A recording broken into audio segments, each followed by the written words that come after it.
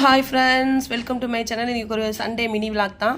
ஞாயிற்றுக்கிழமைனாவே கறி இல்லாத நாளே கிடையாது. இன்றைக்கி எங்கள் வீட்டில் மட்டன், சிக்கன், ஃபிஷ்ஷு மூணுமே எடுத்திருந்தோம்.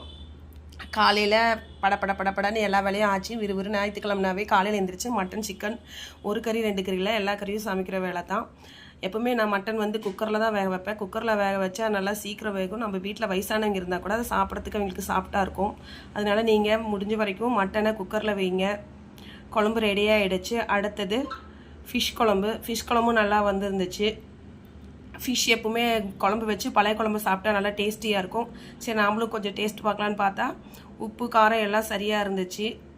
பாருங்கள், ஃபிஷ் குழம்பு ரெடி ஆகிடுச்சு. அடுத்தது ஃபிஷ் ஃப்ரை பண்ணணும்.